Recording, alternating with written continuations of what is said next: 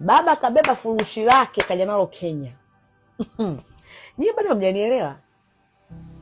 Mama naye hiyo siku imefika kapana zake ndege Kenya. Ukumbi anaujua jamani, mambo si WhatsApp siku hizi. Bwana kama mtoto anapatikana WhatsApp, jina la ukumbi, mapambo yanaanza, sijui keki ndio inaingia. Mimi huku ninasoma, hata kama kwenye harusi simtoenda, lakini mimi ninajua mpaka MC kavaa rangi gani. Yaani mambo siku hizi hapa kiganjani. Naona. Kwa mama alikuwa anajua details zote za harusi, sijui rangi, sijui kila kitu alikuwa anajua. Bwana ndege ikamfikisha Kenya salmi salama, mama hajachumbuka, haja katika sehemu kucha hajang'oka, tipu zimenyooka kama hivi.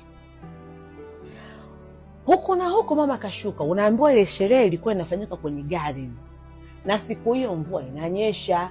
Mama kachukua zake kigari, si ndio kiuba, si ndio kitaxi, kafika paka pale kwenye ukumbi. Akamwambia yule mwenye taxi, "Nisubirie sasa hivi, nitakulipa hata hizi waiting charge. Kwa sababu gani? Mimi siwezi kushuka, nimepaka makeup." Mimi nimepaka makeup, mke wa mume wangu mimi haiwezi kachuruzika, nisubirie. Ilikuja gari mbele, ile gari ikapaki pembeni.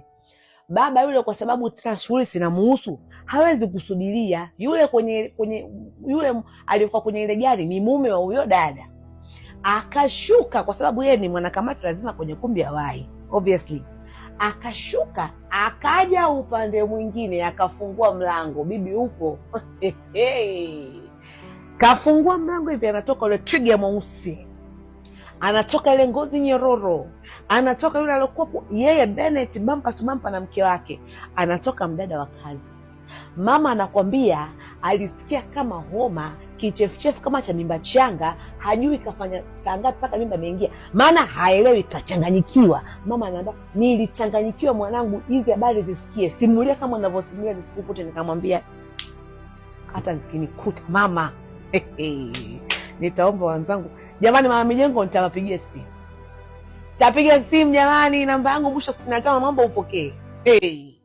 Akasema, "Nilichanganyikiwa, pressure si pressure, fukuto si fukuto." Mama kafungua mlango kwenye gari, anakwambia anachokumbuka, alidondoka pale chini kutokana kama amevaa viatu virefu, mvua inanyesha, kuna zile glasses, sababu ikumbuke imefanyika hiyo harusi kwenye garden.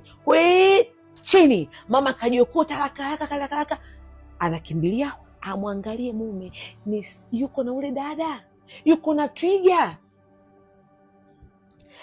Dada akaenda kasubiria pale mlangoni. Baba akaenda akatafuta kiti, kavuta kiti, dem kakaa. Nyie Mchaga mimi, nyie naomba Mungu lisinikute mimi. Nyie